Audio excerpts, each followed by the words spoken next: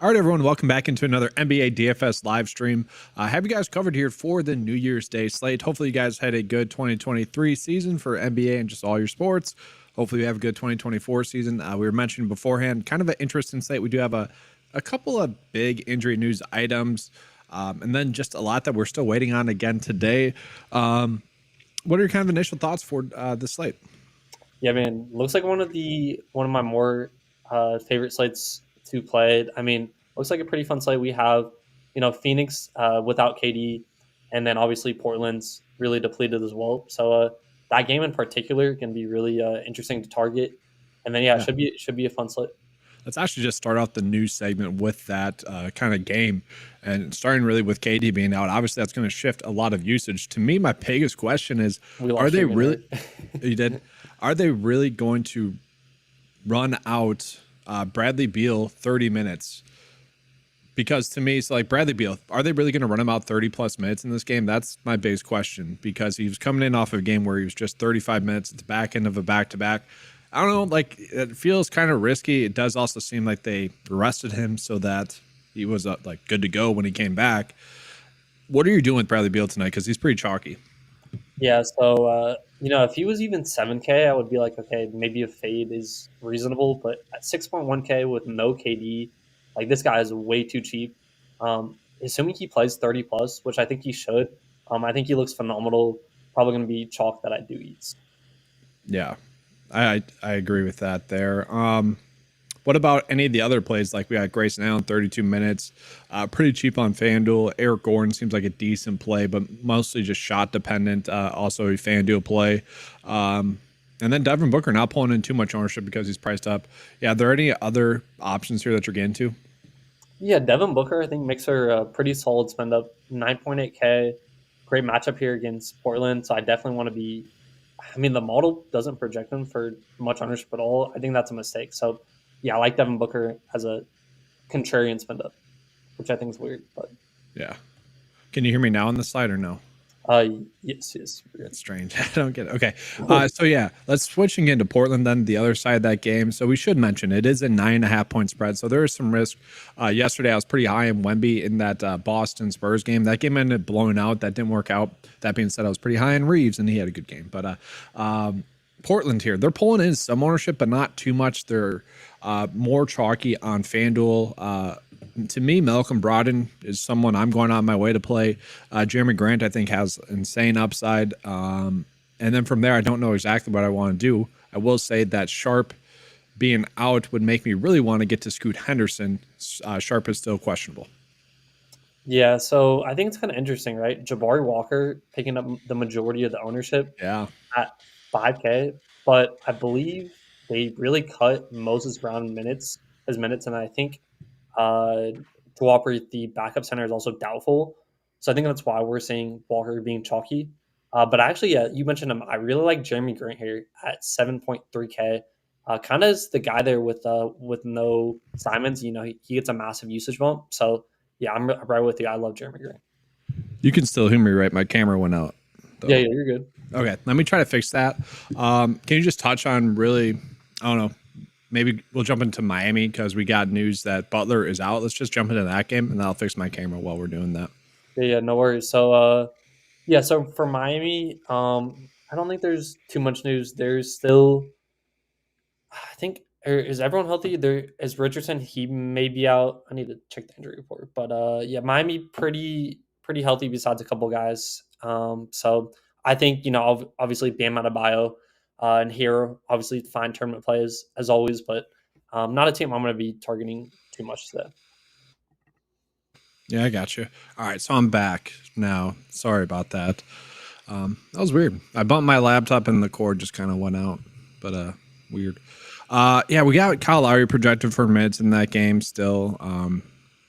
So we'll see. Is that that's not on the main slate, I guess, so kind of a moot point there. Yeah, I don't think that's on the main slate. Let's see. It is, right? I thought it was. It's not on the draft. No. Might be on FanDuel. Okay. No, interesting. Okay, so kind of a moot point there. My bad. No, it's all good. I'll click on DK Main Slate. That's my bad. From there, let's see what other news we have. That's a late night. I'm getting so sick of that. Honestly, though, like Miami Clippers, it's fun to play the showdown slate, but I'm really hating that they're doing that. I don't know. It's taking away value. It's taking away strategy. Yeah, I just think I don't know. Enough people have complained about having the late games that they're just like, all right, screw it. Let's just only put the earlier games. So I will say, as someone that's in the Midwest, it does create like a advantage to those people that are up naturally at that time to be able to adjust. I get that for sure, but all in all, that's kind of the nature of the beast. That's kind of is what it is. Yeah. So Dallas is a little bit banged up. Maybe we'll see Kyrie and Luka both questionable. They could play, but let's just jump into kind of the position by position. We'll just highlight kind of the best plays as they come. All right, let's do it. All right. So looking at the guard plays that we have, sorting it by DraftKings guards here.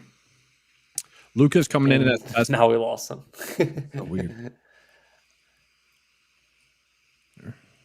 Yeah, Luka's coming in as the best OF Index play, then Halliburton, Damian Lillard, Donovan Mitchell, Devin Booker, Chris Middleton. Kind of seems like we have some good pricing to me. The one player that does stand out is Chris Middleton there, but he is pulling in some ownership. Luka in that matchup against Utah is certainly going to be appealing, especially if Kyrie does sit out on that one. And then Terry Rozier is currently questionable. If he sits, maybe we're looking at Brandon Miller a little bit. Yeah, no, I completely agree. And then just someone highlight Tyrese Halliburton. He's been playing phenomenal basketball as of the past 5 games. I mean, he's been playing great all season, but if you want to run it back, like get a mini game stack, I think Giannis, Middleton, and Halliburton as like a mini game stack could be a very, very good way to get exposure to this game. Yeah, we didn't really kind of highlight that game in general. That should be a fun one. You have the whole Giannis Halliburton kind of narrative, I guess, with the whole ball thing, which was just weird. Very high game total as well. Like it was already appealing, but I think this is one of those slates where we probably should be trying to fit in Halliburton and or Giannis, or, one or the other there. It's very appealing. And Halliburton being priced up, only 10% owned on DraftKings, 9% owned on FanDuel. So interesting there. Definitely. Let's see here. So Kyrie, we currently have projected game minutes. Honestly, if he does play, would be a little bit interesting, especially on FanDuel where he's 8.1. Only projected to get 30 minutes though. And then we have to mention kind of Toronto as well, because Toronto, just in general, we don't know exactly what the minutes are going to be like. RJ Barrett is projected to get 30 minutes. That could happen. I think we could probably bank on that, but it quickly is projected to get 27 minutes. He's pulling in as chalk.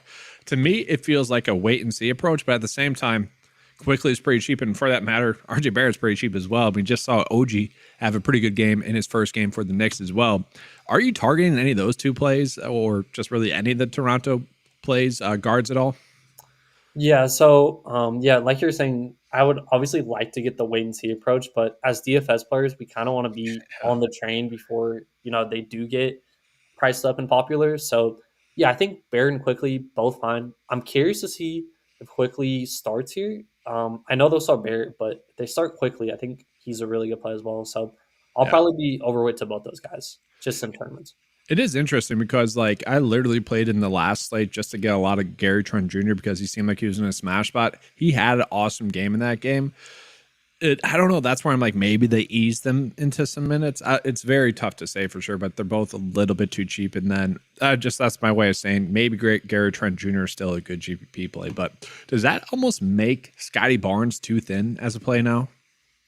Yeah, and I think the uncertainty with how he's going to play with him is another thing. Obviously, Scotty, OG Anunoby isn't really a high usage player, so Scotty absorbed most of the usage, but Quickly and Barrett both shoot a ton. That could potentially hurt Scotty's shot attempts. So we'll just have to monitor and see how they play together. Yeah, for sure there. And then we did get news that Dillon Brooks is out for Houston. Probably not a big mover, but I do want to mention that Jabari Smith and Tari Eason are both projected to be questionable heading into the game. So really just true game time decisions for them. If they both sit, we could see Jayshawn Tate be a decent play, maybe even Jalen Green, but he's kind of priced up now. I just wanted to mention that I think that's a situation to monitor. And then even Fred VanVleet becomes a more interesting play if Smith and Tari Eason both sit as well with Dylan Brooks already out. Do you like Tate at all? Because he's not pulling in any ownership, only projected to get 21 minutes, but he could start and maybe gets 25 minutes against Detroit. There is always that blowout risk. Yeah, so Jayshawn Tate, let me check his price, but I believe still pretty cheap. Yeah, he's at 4.6K. So he would be definitely in play if both those guys sat with Eason and Jabari Smith. And then I also wanted to mention Cam Whitmore. Pretty sure he's a rookie. Should see extended minutes as well if both those guys sit. So him and Cam Whitmore would be firmly in play as contrarian value if those guys sit. Yeah, it's definitely a situation to monitor. Maybe potentially after lineup lock there as well. Just kind of looking through the injury news as well, seeing if we're getting any other guard plays. Not really. I mean, yeah, sure. We'll touch on Charlotte here as well, just kind of. So Terry Rozier, game time decision. If he were to sit, that would open up a ton of usage, a ton of minutes. Personally, I think I would probably just want to get to Brandon Miller. I don't think I would want to touch Bryce McGowan's. Maybe Ish Smith on FanDuel if he gets more minutes, but tough to imagine that he would. We already know that Gordon Hayward's out there and Mark Williams is a game time decision. Brandon Miller would be the only one that gives me confidence in minutes, but at the same time, he's priced up. Is there anyone there that, if Rozier is ruled out, that you would feel comfortable getting to? Yeah, one thing to mention before I get into that, the spread in this game is 16 points. Yeah. It's at home in Denver. So I struggle to see the Hornets to even keep it relatively close without Rozier. So I would probably prefer some of these bench guys with like Ish Smith. I don't know. I think, Miller does play through blowout, so I think he would be fine as well. But I don't want to target Hayward or any of those other veteran wings. Yeah, it's just such a weird spot. Like typically with a team like Charlotte where they're not that good, you could be like, all right, this game has a blowout risk. We could probably find some sort of value play that makes sense to get more minutes, but not really. It's just a weird spot. Yeah, very weird. And it hurts the Denver subs too, right? Like Jokic and Murray probably capped with blowout. So yeah. My initial thought was like, honestly, maybe like Strawthird could be someone we're looking at, but that just feels too risky. And like even Braun as well, but that also feels too risky. Reggie Jackson's going to be good to go in this game. So, with them projected to get 15 and like 10 minutes, definitely too thin, but maybe it is a situation where you try to get really lucky. But all in all, I don't know if we need to go down to that value range tonight. Yeah, right there with you. Don't think we need to go that far. So I think that's kind of it. I do just want to mention again, kind of Malcolm Brogdon to me is a very strong play, only 12% projected owned, with or without Sharp being active. I think he's going to be a good play. My biggest concern, and we can kind of switch into the forwards here as well, is kind of what to do with Sharp if he is active, because he's currently a game time decision. We got him projected to get a ton of minutes in this game as he typically has when he is active. Well, actually only 30. That's kind of strange, but he is someone that, in a weird way, with Simons on the court, he's played better, but in the same scenario throughout the season, he has actually not played all too well when it's just like Malcolm Brogdon and Grant together. To me, he seems like a stay away, but at the same time, he is so cheap now. Any love for him at all? Yeah, so Sharp, he started out the year really strong when he filled in for Simons, but now with Grant and Brogdon stepping it up, I'm not too sure. Like, he is cheap, but the production just hasn't been there. So as much as I'd like to play him at 6.6K, I think we have better plays on this slate. Yeah, and then Grant, for that matter, I do feel like he is maybe properly priced, but he should be safe. They've already played Phoenix, I believe, a couple of times. Yeah, one game he went for 46, the other he went for like 33. I feel like he's a safe play. We know he's going to get a shot up, so we know he's a little bit shot dependent. But if we get news that Sharp is out as well, like, to me, he feels like a safe play, as does Brogdon. But after that, for Portland, there's not that many plays that I want to get to. A lot of people are trying to get to Jabari Walker. I get that. He's coming in off of a good game. I don't know if that's like to me, it kind of just feels like a jump off spot rather than jump on spot, like the field is treating it. You also have Kamara there, who's someone that can get minutes. Maybe it's his game instead, not pulling in too much ownership. Kind of what's your read on the other bigs there? Are you eating the chalk with Jabari? Are you going Kamara? Maybe Tybal, who's also projected to get 30 or 23 minutes. Yeah, so Jabari Walker he's a really good fantasy producer, but he's priced up now to 5K and almost 6K on FanDuel. Mm-hmm. The one thing I will know with him is I mentioned this a little bit briefly earlier, but Moses Brown, pretty much they cut his minutes. He did start, but he's not playing very many. He often gets himself in foul trouble. And then Duop Reith, the official backup center to Aiden, is doubtful, so he's probably not going to play. So they could be playing Jabari Walker at the 5. So at his forward eligibility, that could be, pretty sneaky if he's playing the 5 at the forward spot. Okay. Yeah, no, that makes sense. That's something I didn't really think about actually too much with Brown there and Reese still being out. That's a good point. I like that. Let's see here. So just kind of looking at it in terms of the best FanDuel or the best DraftKings value right now, it is coming in as Chris Middleton as one of the best values, and then Giannis. So they almost do seem to be like good priorities, and they're not too chalky just yet. Honestly, I thought Giannis, and he is on FanDuel, I thought he'd be 12K on DraftKings today.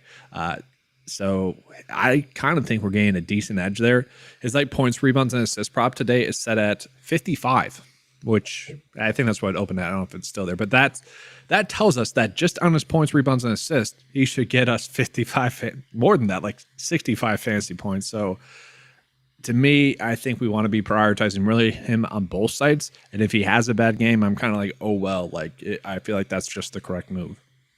Yeah, so he's only played Indiana one time this season, and I don't want to be the one size sample size bias, but 95 fantasy points on DraftKings, 95, you almost put up 100 burger. So I mean, there's just no one to stop him, right? Like against this, I think he had an average game in the bubble, but I just think he showed crush here. Not in the bubble. What am I talking about? In the playing game. Yeah, in the in-season tournament. So I love him here. And then you mentioned Chris Middleton. I think he's a phenomenal forward play. Just a great matchup here for both those forwards. So yeah, I'm right there with you. Yeah, and the biggest thing with Chris Middleton is sure he's seen his kind of price come up, but the minutes have come up as well. And he's already was an efficient player just on limited minutes. And now if he's going to consistently get 33 minutes in a game that has a 262 over and under, I want to get a guy that's going to put up 18 to 20 shot attempts and will give us some assist as well. So I get why he's the top value. I don't get why he's not chalkier, to be honest with you there. Looking at some chalk there, actually, in that game, Benedict Mathurin pulling in some ownership there, 27% project owned. I think that is just I want to chase this game. It's a high total game, and we got a cheap play.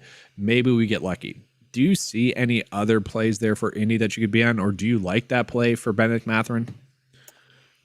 Yeah, so Benedict Mathurin, I've been hot and cold with him. So if he does get minutes, I really like him. But the coach is always quick to pull him too. So he's very shot dependent in how the coach feels like if he wants him out there or not. So at his price, I think he's cheap enough where he looks pretty solid. I get the ownership. And then, it looks like Andrew Nimhard, we kind of forgot how my guard, but is projecting for a ton of ownership. Obviously, Bruce Brown is out for Indiana. So that's probably why these guys are picking him. Was that confirmed? I might have missed that off the top. Yeah, he's still a game time. I guess he's expected to sit, though. Okay, game time decision expected to sit. So that does make sense. I think that's why, yeah. And then, so to me, honestly, that makes me kind of want to get to Aaron Naismith a little bit because he's been someone that's been playing kind of heavy minutes. Feels like really a safe play to get almost, let's just say 5x, maybe it makes a few more shots, gets to 7x. The only concern I have is that against Milwaukee earlier this year, did have a bad game, got into foul trouble in that game. That's a concern to me. Both games actually against Milwaukee, foul trouble in both of those games. But I don't know. I never like to just say, oh, foul trouble, we can't play him. But I think he's a decent play, and he's only pulling in 17% owned. Feels like the same play as Mathurin. Yeah, I think they're both pretty similar. Neesmith's probably going to get there more often through steals and 3-pointers, and then obviously Mathurin's primary scorer. So like them both. And then what about, we got Jalen Smith there, who was a good play on some other slates. Now he's kind of priced up a little bit. To me, he feels too thin today at 5.2. Does have the power forward eligibility on DraftKings. On FanDuel, he feels like just to stay away where he's center eligible. Not pulling in too much ownership, but I would say still enough, like 19 and 16%, only 20 projected minutes. It feels like people are just trying to chase this game in whichever way they can. Yeah, I mean, 260 is nuts, but yeah, I mean, I've never seen a total that high, but yeah, I don't know. I think he's fine as well. I don't know. I'm probably just going to focus on the other Indiana guys, I think. Yeah, I think I think I'm going to go with that as well. So, just sorting it by FanDuel value as well, just a little bit there. Grayson Allen is pulling in as one of the best FanDuel plays, and again, he's only 15% projected owned. That could be a pretty nice spot. Jalen Smith actually pulling in as a good FanDuel value, but he's the center eligible only play there. We got Bogdanovich pulling in as a decent play on both sides, getting some ownership. Probably a good salary relief play. That game does have the potential to blow out, so maybe his ceiling's a little bit lower. 10-point spread there. I don't know if I really see like must plays. To me, I'm going Middleton. I'm going Giannis. Sure, I'm FanDuel. I'm happy to get to Grayson Allen where he's cheaper than he is on DraftKings. Do you see any other plays that are kind of standing out to you? Yeah. So, obviously, we mentioned Jabari Walker, one of my favorite forward plays, just because they're so depleted in the front court. And then, trying to see who else. No one really. Aaron Gordon's back for Denver, so I don't know if I really want to play him. And then, yeah, you mentioned Neesmith. I think is pretty solid as a mid-tier play. So yeah, not too many forward plays today that I'm like dying to play. So just a kind of if-then question. So if Luka and Kyrie were to both sit, would you be comfortable getting to Dante Exum specifically on DraftKings where he's point guard forward eligible? Just if in that scenario? Yeah, I just want to make sure. I want to see who they're playing, just because I think that's going to make. Yeah, they're playing the Jazz. So yeah, Dante Exum would really like him if both those guys hit, and then Jaden Hardy as well should get a really big boost if Kyrie and Lucas hit. So Hardy and Exum would look really good. To me, that's kind of the biggest news that we are waiting on really today is really Luka and Kyrie. That could really shift the whole dynamic of the slate. And I was just trying to look. It is a later game as well, so that's definitely kind of a big difference on the slate. Yeah, and I think if we're hoping they both hit, like we might want to be a little bit lighter on the Indiana side, maybe with like the Neesmith is and the Andrew Nemhards, and just hope that the Mavericks news breaks your way. For what it's worth, like Seth Curry's also questionable, and Dante Exum himself is currently questionable as well. So we could be looking at some insane value there. It's just tough to know what to do for sure. Like Exum day to day, I'm just looking up both the kind of blurbs right now. Luka, just questionable. He did participate in the morning shoot around. You don't always know kind of if that's the tell. I'm assuming Luka's going to play, but still, if Exum really Curry sits, that could really open up a bunch of value still for Dallas. Yeah, I think it's probably likely one of Luka or Kyrie sets. We did see, both through shoot around, but I doubt against the Jazz. I bet they rest one of them. Yeah, and maybe it's just because Kyrie's been out more. Maybe he's the one that plays. It's just that's pure speculation, but definitely something to monitor. Definitely agree. So let's go ahead and jump into the centers now. So the last slate, it was kind of a weird slate where we didn't exactly want to go out of our way to play someone specifically at their center spot. Kind of worked out, kind of didn't in some spots. Today is almost kind of like that, at least to the data when we're looking at like FanDuel value and DraftKings value, where we probably want to get to Giannis a little bit, but then it does feel site dependent as well because FanDuel, yes, you can get to Jalen Smith if you want to do that, but then looking at more on DraftKings, you got Brook Lopez popping up as a really good value, and there's a huge pricing discrepancy between his price on DraftKings and his price on FanDuel, and he's not too chalky on DraftKings. He's only 19% projected own, and I believe that's because he hasn't had two great games against Indy. At the same time, again, very high total game, 5.7. It really doesn't take much for him to get there. And then on the flip side of that, we have Miles Turner coming in, also very cheap on DraftKings, also low owned. If you had to choose between those two, which one would you prioritize, Brook or Miles Turner? Yeah, so I actually think both are really good tournament plays. We often see Turner correlate really well with Halliburton. So if Halliburton's having a good game, Most likely Turner's having a good game too. So I like those paired together. And then Brook Lopez, I think you can just throw Lopez either way. I think at 5.7K, that's just a misprice to me on DraftKings. With this steal and block upside, I really like Brook Lopez. Yeah, but I just want to call this out, and I agree with you. 22 points, DraftKings points against Indy the first game, and then 37. So I guess never mind. We should be good to go there. That's fine. Yeah, we'd take that.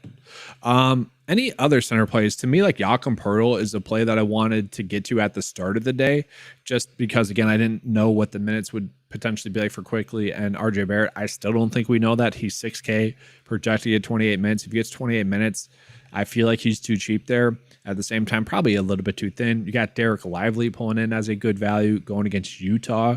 On the flip side of that, we probably would want to chase a Utah big. John Collins, power forward center eligible, is looking like an okay play, but not exactly a must play. Same thing with Walker Kessler. Do you see anyone else? And I kind of like Jared Allen as well, but he's starting to get priced up there.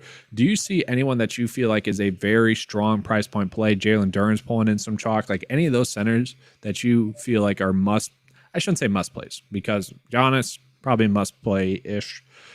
But yeah, which one would be your next priority, I should say? Yeah, probably Jalen Duren. I know he is chalky, but he's been really good. I think he's been averaging around 35 fantasy points. So Duren, I just think he's kind of the guy there, right, in Detroit. So especially if you're not getting to Cade Cunningham, I think, Duren's in a really good spot here. So probably Duren for me. Yeah, and that's a really good matchup. And he has been someone that really has been productive just on 30 minutes. And that's what we like. So if we can lock in 30 minutes from him, which we have been able to do, he's still at a cheap enough price tag where 30 minutes should be enough to really hit value. I do want to get your thoughts on Jared Allen, because Mitchell is going to be back there, but he has been someone that has really just been crushed. At the start of the season, it was really how many minutes can we trust him to get? The last 3 games, 40, 35, 35. In those games, he's had 59, 65, and 56 DraftKings points. And to me, really on both sides, he feels too cheap given that relative production, given the fact that he's projected to get 34 minutes, given the fact that the game's a 3-point spread. I would have thought that he'd be higher owned. Again, I get people are prioritizing that Milwaukee Indy game for obvious reasons, but like, I don't know, that seems like a good lever spot there tonight.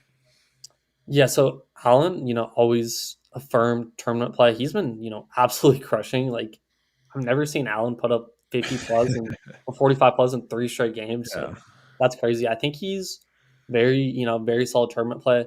For me, I'm just going to prefer going down to Lopez and Duren, just for the cheaper price tags. But, I think Allen is a, pretty solid spend up at center. Yeah, to me, if I'm fading Giannis, I'm probably getting to Allen. That's kind of my approach. But again, I probably won't be doing too much of that. Yeah, I'm kind of the same. I'm going to get to Giannis. I'm going to be probably cheaper centers for me. So to me, that makes me want to bring up Nikola Jokic. Again, that game has a big blowout potential, but he gets his run in blowouts, and it's an easy matchup for him. Only 10% projected owned. Again, Giannis is not too high owned. Like, you're probably choosing one or the other. I don't know. Is that a spot where it's too much of a blowout risk, and maybe he only gives us 55 fantasy points tonight instead of like 70, I guess, which if he played the full allotment of minutes, he could get against Charlotte tonight? Yeah, so I think it's a combination of 2 things. So first, we'd want him to play a full game, and then I just don't think that's going to happen. And then Jamal Murray's back and been playing better than ever, so I think that also cuts into his usage a little bit. So it's just tough for me to get there. Could he go out there and drop 70? Yeah, he very much could. But I just, on this slate with other good center plays, with the ceiling potentially being capped, I don't know if I can get there that much. I gotcha. One play I want to call out, and no one's going to really want to get there, would be PJ Washington, power forward, center eligible. That would only be if Terry Rozier is out, just because his usage goes up a bunch. But again, he is priced up to the point where it becomes very risky. But at the same time, 6.1, I feel like I could make a case for him to be a very strong, low owned. He's not going to get higher than 5% if Rozier is out because of the blowout risk. But I do think there is some logic to that play as like I don't know, if you're doing, let's say 10 builds, I could get to him in 2 or so. Yeah, PJ Washington, I think he's fine. Yeah, he would get, I think, a little bit of blowout run. So I like that call. All right, so let's see here. Oh, we got Jose with a $2 question. I feel so bad that I missed it. That's like 6 minutes ago. My bad. So Heald, Barrett, or Levert? I'm going to go Barrett, Hield, Levert. What is your thoughts there? I'm also going to agree with you. I think Barrett healed the for me as well. And to me, it's more like let's take the GPP upside with Barrett playing in his first game. I don't know. I just think there's some narrative to play well there, and he is popping up data wise and still not too high on there. Buddy Hield, he does have extreme upside today in this game, like 262 over and under. If he gets hot shooting the basketball, he could be the reason why Indy wins. It's 8.5 point spread, but it could happen. And then Levert just feels too risky. Yeah, Levert, I'm trying to figure out why he's picking up steam. I don't know if it's his price point or whatever. I don't know if there's anyone out for them, but I don't know if I can get to Levert. And then, yeah, you mentioned Heald. I think Heald's an elite pivot off of chalky Matherin. Yeah.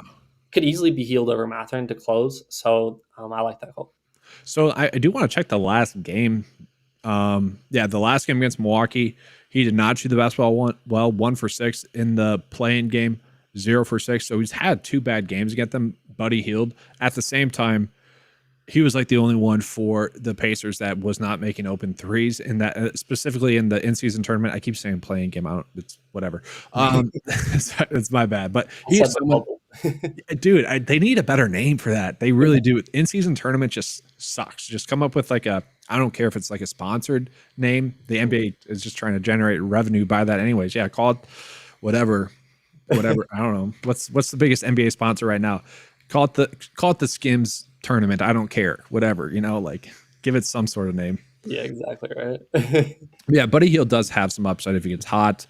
RJ Barrett just feels, again, narrative based, but more likely tonight. Yeah, I just think Barrett at his price point and this new matchup and role, like I'd rather just take a shot with him. Yeah. All right. So you did get a question about Obi Toppin as well. Obi Toppin's okay. Just tough to get there tonight as well. I mean, I just hate guessing between these Indiana guys because like if you miss on 2 of these guys, like you're just not gonna ship. Like it's kind of playing like roulette. Like you're guessing it's Matherin, you're guessing it's Nembhard, but really after Halley and Turner, you're really taking stabs. For like if I was doing 150 lineups tonight, which I'm not going to do, but I would be fine saying, all right, I want one of Naismith, Jalen Smith, Andrew Nembhard, and then heck, Matherin and Buddy Hield. I'd be fine putting that in there, knowing that yes, I'll hit on one of those to be a good play, but I don't love that either. Like that is still probably a little bit too thin because they're all probably priced correctly. Yeah, I think Nembhard's probably the safest option, just knowing the coach has really played him through anything that he likes him. But yeah, I think him and I'm gonna say safe as like a relative term. None of these guys are really safe, but I would say Nembhard and Matherin are probably the quote unquote safest. But again, that's probably why they're the highest owned as well. I don't know. To me, I kind of like Aaron Naismith a little bit more, but he does not have as much upside as the other two, and so there's a weird balance there. Yeah, definitely. So I do kind of want to try to do a lineup with prioritizing this game and then just kind of more of a better first look build then from there. So is it Haliburton and Giannis who we would want and then Middleton and see if we can do anything else? Let's go Giannis Middleton for sure. I think those guys, the model loves both those guys. And then do you want to plug in Duran at center? Or do you want to go low? I think since we already have Giannis Middleton, let's go Duran at center. Yeah, I'm fine with Duran. He's safe, I think. He should be. If we need to, we could go down to Brook. Again, Brook is popping up as a good value, guys, and he's 5.7. That's why. So we could easily pivot to him. So with this build, prioritizing really 2 of the better plays on the slate per the model, again, some of the Bucks plays are popping up in there. We would probably want to try to get to Beal. He is pretty chalky, and we can do that because we have 5K. He's 6.1 on average. So, like, we could easily still get there, I think. So let's put in Beal, point guard, and then it does get a little bit thin. I was a little bit shocked that like Grayson Allen wasn't popping up as a huge value, but then it's because of his pricing. So is there anyone that you want to get to, one of those other potential maybe indie plays that we mentioned? Yeah, let me check. If we're not getting to Haliburton, let's look at Nembhard's price. Yeah, he's 5.3. I think that is the correct move. Yeah, I like Nembhard at that price. Let's go with Andrew. We can also move Middleton to small forward. Yeah, that's what I was just doing. Yeah. So then we have 4.6 left over to fill out the guard, forward, and utility spot. We could still probably fit in Brooke if we wanted to get some more exposure to that game, but I don't know if we need to. We could also go Matherin, which is probably what we should do. Again, we have 4.6. Are you fine with that? Yeah, that's fine. Okay. Put him in the guard, and then I want to go Brooke personally. Again, trying to get some exposure to this game. Yeah, I like it. There we go. And then 3.4 left over. Was there any values that were popping up at all? Forward wise, it could come with Charlotte, maybe a little bit of Denver. We will see. Obviously, we're waiting on that news still. So I think it's plausible that this could work. Yeah. Maybe switch Matherin to the forward. Let's see here. Maybe a little bit better. Maybe get some Justin Holiday blowout run. We could potentially run out there hoping for like 15 fantasy points. Maybe a little bit too thin with this. I don't know. Maybe we would have to go off of Beal again. Was more prioritizing this game. It could work. But let's try to pivot into maybe not prioritizing this game as much. So who do you want to take off this build? Is it Lopez, Matherin, Nembhard? Like, where do you want to get off it, please? Let's get off Matherin and Lopez for this build because I like the other guys we have on there. I think it's still solid. Yeah. Do we try to eat the chalk on Quickly then? He was someone that was pretty chalky. But I don't see him as like a must play either, but he's 35% projected on DraftKings. FanDuel, he's only 2%. Or Jabari Walker, one of your favorite values as well. Yeah, so I'd love to get to a Portland guy here, right? Like either I don't know if we can get up since we already have Middleton and Giannis. I don't know if we can get up to Grant, but yeah, Walker's fine at 5K. I actually prefer Walker to Matherin, I think, for the extra $50. I think he's higher upside and not shooting reliant. So, Walker probably. No, I agree there. One player I didn't think about at all. Would Skylar Mays get a bump in minutes if Sharp is out? We saw throughout the season he was someone that was randomly gaining a lot of minutes. If he gets 20 minutes at 4K with the potential for a blowout run as well, I don't know. That's a play I didn't think about. And just going through the lineup process, maybe we could get there. Obviously, Scoot Henderson's going to be the one, and Brogdon are going to be the ones that benefit the most with Sharp out. But maybe he does get 20 to 25 minutes if Sharp is out. Yeah, what's Scoot's price? Is he like six? Yeah, Scoot's pretty priced up tonight, as he should be, because he's been playing so much better recently. Yeah, I still don't know if I want to pay $6K for Scoot. That's if Sharp's out, I'm more than happy to pay $6K for Scoot, but it's a big if, right? Mm-hmm. Yeah, definitely. Yeah, I mean, you mentioned Skylar Mays. If Sharp is out, I think Mays definitely gets the backup run. Mm-hmm. So I think he would make sense as a low-owned value play that I would like. I was just trying to look for decent Portland value. One player that's kind of popping up value-wise is Malik Beasley. Again, another maybe potentially cheap way to get some action to that Milwaukee Indy game that's high scoring. He's someone also like Buddy Hield can get hot shooting the basketball. That's basically what he's there for. I don't know if he's a good play for this build specifically, but 4.4 left over on average. Let me just sort the slider kind of by 5K and lower. Yeah. I was trying to see if there's anyone around 4.4 that I really was liking. No, I mean, I like Jocelyn Tate a little bit. Kamara's okay. We already have Walker in there. You got Matherin, who the chalk plays. I like Beasley as well. Like, they're all kind of the same play. Very much shot dependent. Very much don't need to like jump on. One player that is okay, and I feel ugly mentioning this, is Kevin Knox, who's pulling in some ownership, projected at 24 minutes. He has somewhat been a point per minute player. Again, I don't love that, but I could be talked into it. Yeah, Knox for sure, right? Like, he's actually a decent fantasy producer. I'd like to see his price. I mean, is he 4 points? Yeah, I like Knox a decent. If we're down in that range, I think he's a pretty solid play. Okay, we'll plug him in for now, and then 4.6 left over for guard. Does become a little bit thin, but is that Matherin or is he? It's 100 for us. I would have said Matherin would have been a great play there. I'm gonna go Jocelyn Tate just for the first look build, just hoping that Smith and Easton are out, because then I think he gets a bigger bump if those two are out. Yeah, I like that. So an okay first look build. Again, we are still waiting on a lot of news. I don't know, the real chalk I agree with fully. Again, he played 35 minutes last game, and I get KD's out, and this is an awesome matchup, but he only put up 33 fantasy points. Like, I get he's gonna hit value, and I get that more likely than not he's gonna put up 40. But again, this is a spot where I could be talked into less than the field, and that feels probably stupid, but I could be. Yeah, I mean, especially like, I don't know, if he only plays 25, 30 minutes tonight, Yes. he's probably not going to get there. So, yeah, I mean, I think he's a fine take to be underweight, especially at the ownership. Yeah. Man, I did want to get to Malcolm Brogdon as well. Okay. So, but like we can't. It's weird, like because I feel like Brogdon just as price tag. I feel like Grant at their price tags, they're just such safe plays tonight. Even at 7.8, like Brogdon is probably going to put up 45. Again, it's not the Spurs, but we've seen this before when Aiden and Simons were out. He was consistently getting like 36 minutes and just crushing. Who would you prioritize more? Would it be Grant or Brogdon? If Sharp is out as well, I think Brogdon's safer for yeah. 7,800. Again, it's going to come down. Do you have guard spots open? Do you like him better than Beal, Nemhard, some of these other guard plays?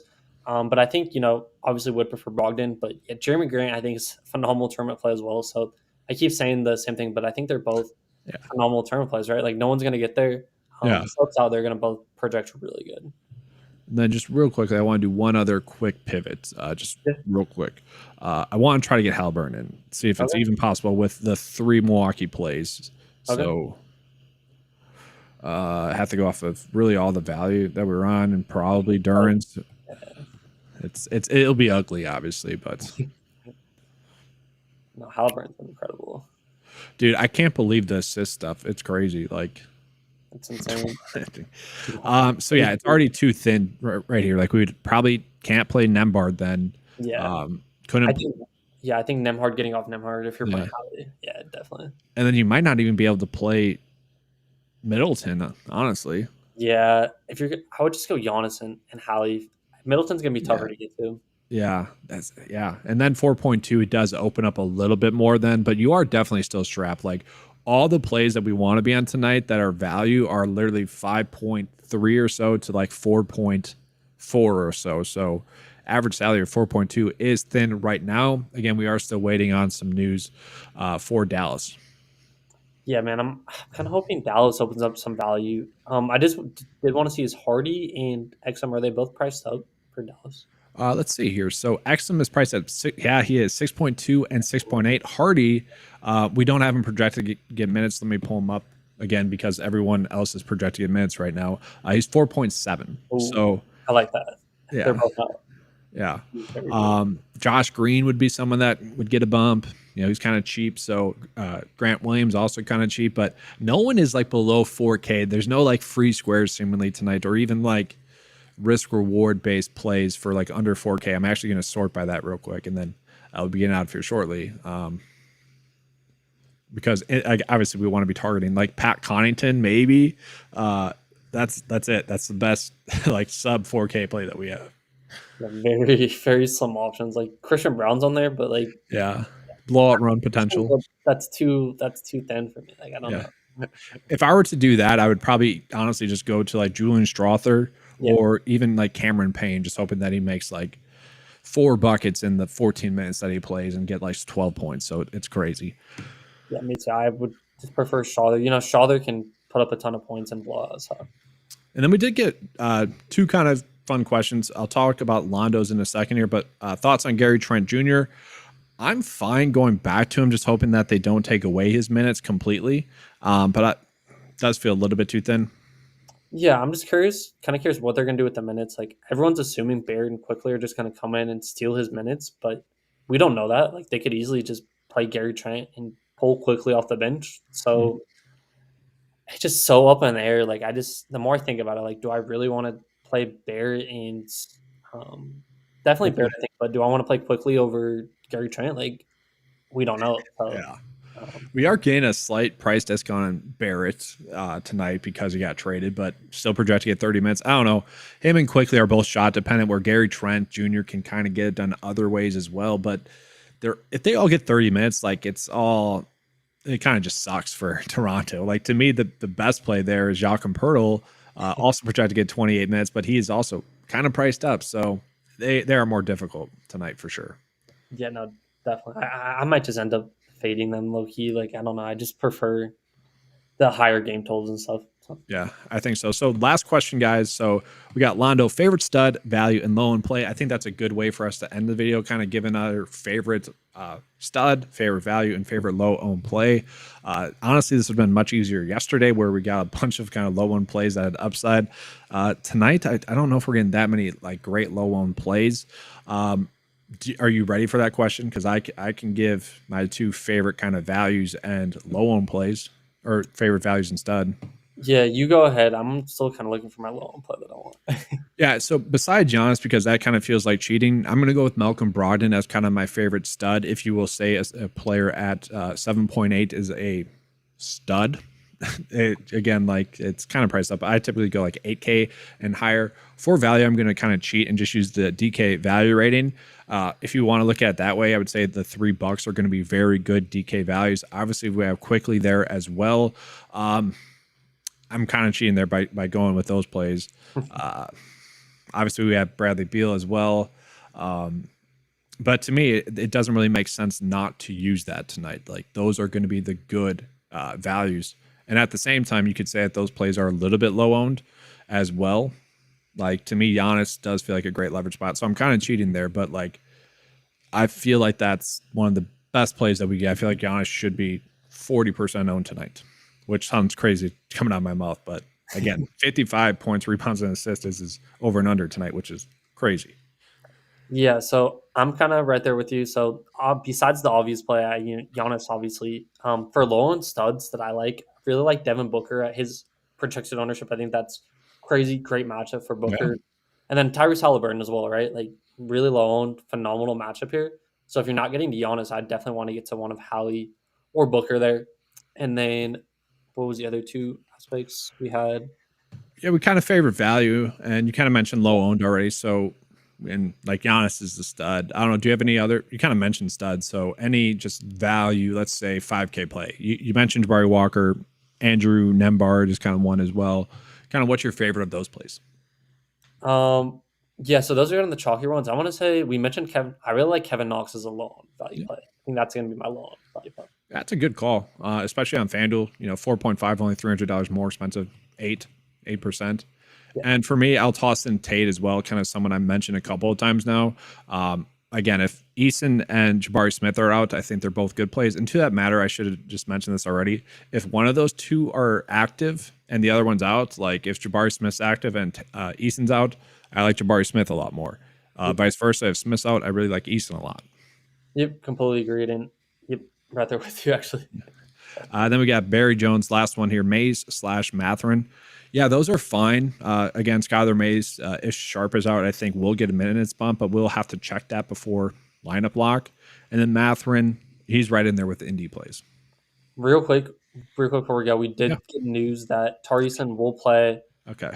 Limited to 25 to 27 minutes off the bench, and Tate will remain in the starting lineup. And then Jabari Smith is also still questionable. Okay, so if Smith is out, then with the limits minute for Easton, I'd be fine getting to Tate a decent amount tonight as a kind of a leverage spot off of the value that everyone's trying to get to, which is the Indy value. Yeah, definitely with that. Okay, guys, so I think that's going to be it. We kind of touched on everything. Do want to call it the Discord chat. We are going to have Nick Morrow in there pretty much right now. He might have already started. So jump on in there. Link to join that's going to be in the description below. And then be on the lookout for this video tomorrow. Same time tomorrow. Again, as always, jump in and like the video first thing tomorrow. Any final thoughts? Target the Milwaukee game because it's 260 over under and won some money. All right. Thanks, guys. All right. See you guys.